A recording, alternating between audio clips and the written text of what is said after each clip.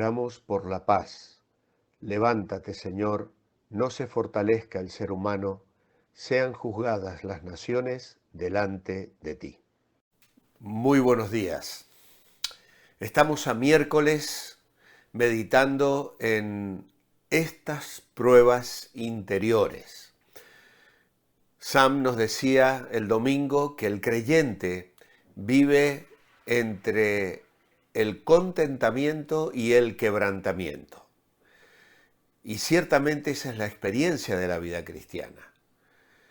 Cuando salía a la vida pastoral, una de las cosas que me costó entender era la mezcla de alegrías y tristezas que cada fin de semana especialmente vivía. Teníamos una reunión maravillosa. Había disfrutado de la alabanza y la adoración en el culto, una buena palabra, pero luego la tristeza de charlar con los hermanos, con las personas y escuchar victorias y derrotas, alegrías y lamentos, quejas y conflictos, y se hacía una mezcla de situaciones que me costaba digerir. Y lo compartía con mi esposa a veces regresando en el coche, después de haber compartido con los hermanos en la iglesia. A medida que los años fueron pasando y al mirar ahora hacia atrás y ver la experiencia, sigue siendo la misma. Vivimos entre el contentamiento y el quebrantamiento. Y a veces también en nuestra vida personal. Hay días de gloria, de gozo, de presencia resplandeciente del Señor. Pero a veces también hay días de sequía, de silencio, donde parece que el cielo está cerrado para nosotros. Pero qué bueno es poder entender que Dios es soberano, que está haciendo una obra y que nuestra fe no debe claudicar. Las lecturas de este día están en Isaías 57, primeramente, donde Dios habla con dureza de su pueblo. Por la iniquidad de su codicia me enojé y lo herí. Escondí mi rostro y me indigné. Pero él, rebelde, siguió por el camino de su corazón. Luego tenemos una lectura en Hebreos, capítulo 12, y el versículo 5. Y ya habéis olvidado la exhortación que como a hijos se os dirige cuando se dice: Hijo mío, no menosprecies la disciplina del Señor, ni desmayes cuando eres reprendido por Él. Otra cita más en el libro de Job, capítulo 5 y versículo 17. Dichoso aquel a quien Dios corrige. Por tanto, no desprecies la reprensión del Todopoderoso. Y finalmente, Proverbios capítulo 3 y versículo 11. No menosprecies, hijo mío, el castigo del Señor, no te canses de que Él te corrija, porque el Señor al que ama corrige, como el Padre al Hijo a quien quiere. El subtítulo de este día es El remedio equivocado. Hay un segundo aspecto cruel del evangelio falso que estamos considerando, y es que a la esclavitud de hacerles creer que las experiencias de frustración que enfrentan son señales de un cristianismo que no es el que Dios ha diseñado, se le agrega la idea de que si hay luchas o se experimenta algún tipo de fracaso, es porque falta la fe o porque no hay una verdadera consagración. Se le dice a la gente que es consecuencia de haberse enfriado o por algún descuido o desobediencia o dejado de confiar en el Señor Jesús para cada paso en la vida. El remedio, por lo tanto, es que se descubra su error, se arrepienta y lo confiese, y que se vuelva a consagrar y que lo haga a diario, para que los problemas los resuelva el Señor y se pueda vivir entonces en el mejor de los mundos. Es cierto que si un creyente se vuelve descuidado para con Dios y cae deliberadamente en pecado, el gozo interior y la paz tienden a disminuir y el descontento en su ánimo se evidencia en una forma cada vez más marcada.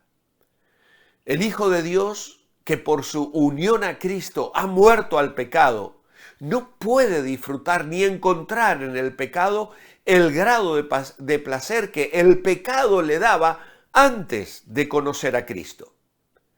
Además, Dios reacciona con sus hijos que se descarrían, lo que hace que el cristiano que se descarrila, obviamente, se sienta miserable. Pero puede que no sea así. Y tarde o temprano habrá un momento en la vida de todo cristiano en que Dios le pondrá a prueba, y no como consecuencia de un pecado o por disciplina correctiva, sino porque Dios está ejercitando a su Hijo en la senda de la santidad adulta, como fue en el caso de Job, también de algunos salmistas y de los destinatarios de la carta a los hebreos. El domingo Sam, al acabar el mensaje, nos leyó un pasaje de Hebreo completamente adecuado al tema que habíamos estado tratando y que estamos desarrollando a lo largo de esta semana. Para estas personas, Dios emplea el método de exponerlos a fuertes ataques del mundo, la carne y el diablo, a fin de que su poder de resistencia aumente y su carácter como siervos de Dios se haga más firme, más estable. Todos los hijos de Dios son sometidos a este tratamiento. Es parte de la disciplina del Señor a la que somete a todo hijo que ama. Y si es esto lo que le ocurre al cristiano que se siente confundido, entonces el remedio que se sugiere resulta desastroso. Es decir, decirle que tiene que orar y confesar y pedir perdón y reconsagrarse y buscar más santidad en la vida para que entonces las cosas vayan bien, no parece ser realmente el camino que Dios propone. ¿Qué hace ese remedio?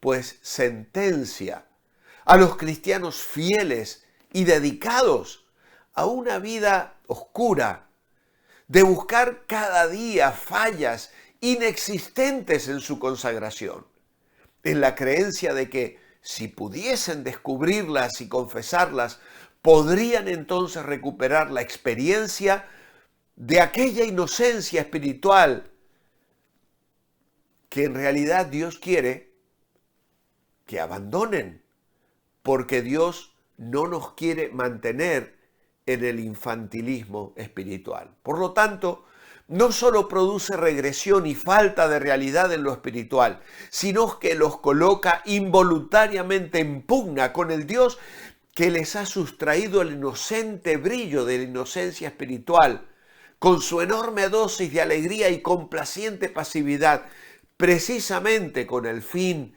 de conducirlos a una experiencia más madura y adulta. Dios quiere que crezcamos en Cristo Jesús, como todo padre quiere ver a sus hijos crecer y madurar y no regresar a las actitudes infantiles de los primeros años. Dios no quiere que nos quedemos como niños, pero la orientación que estamos considerando aquí nos pone en una situación antagónica con Dios en este caso y nos coloca frente a un retorno a la etapa infantil como si ese fuera la mayor de las bendiciones. El efecto menos pernicioso de aceptar el remedio propuesto será el de impedir el desarrollo espiritual. Y vamos a tener creyentes adultos pero infantiles, sonrientes pero irresponsables y centrados en sí mismos. el efecto más pernicioso entre creyentes sinceros y honestos será la introspección morbosa, la histeria, los trastornos mentales y la pérdida de fe, por lo menos en su forma bíblica. Por eso la pregunta de la reflexión en nuestro devocional esta mañana es: ¿cómo nos lleva Dios a la madurez? ¿Cuál es tu edad espiritual? En alguna ocasión os he comentado acerca de que hay cristianos que suelen decir: tengo 30 años de creyente. Pero cuando tú observas su vida, en realidad descubres que son creyentes de un año repetidos 30 veces. ¿Por qué? Porque siguen siendo infantiles en su manera de ver la vida, en su manera de enfocar la vida cristiana y su dependencia de Dios. Dios no quiere eso. Dios quiere creyentes maduros.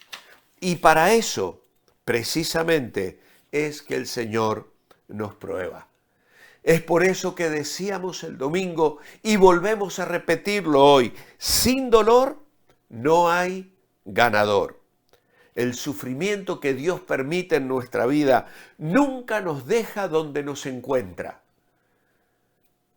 Puede llevarnos a crecer espiritualmente, o si nos desenfocamos y caemos en la desesperación, puede dejarnos en una situación de inmadurez triste. Alguien dijo: todo lo que enseña duele. Sin sacrificio no hay gloria. Sin dolor no hay músculo, dicen los entrenadores en los gimnasios. Sin dolor no hay músculo. Hay que esforzarse, tiene que doler para que entonces el cuerpo y el físico, los músculos, se reactiven. Os voy a dejar hoy una canción de Lily Goodman que lleva precisamente como título: sin dolor no hay ganador. Y que ella nos bendiga en esta mañana y nos ayude en la consideración de este tema tan especial. Mi oración escrita es: amado Padre, gracias por interesarte en nuestro crecimiento espiritual. Gracias porque siempre controlas nuestra temperatura espiritual y mantienes nuestro pulso entre tus dedos. Y nunca permitirás que la temperatura sea demasiado alta ni el pulso demasiado acelerado. Tú nos amas y nos cuidas siempre. Gracias, Señor, en tu nombre. Amén. Disfrutad de esta alabanza. Os espero mañana. Manteneos bendecibles.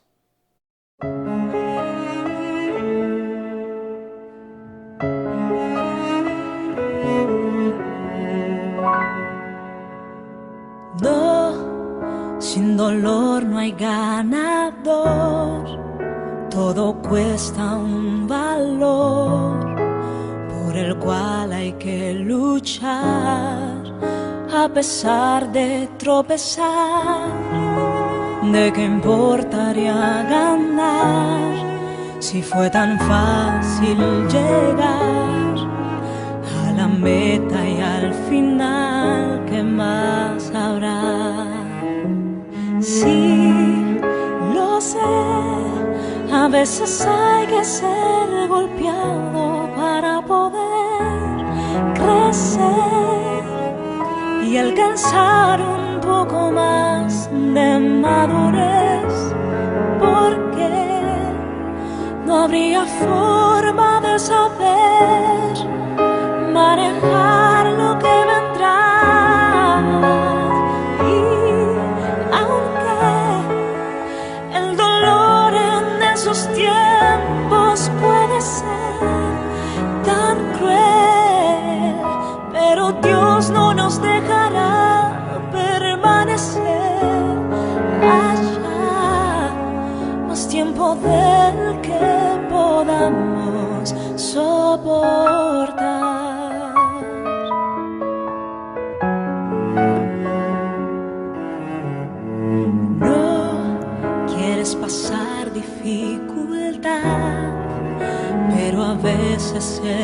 servirá para despertar el don que dentro hay y salir de la comodidad que te aferra a ese lugar y a la meta con firmeza avanzar.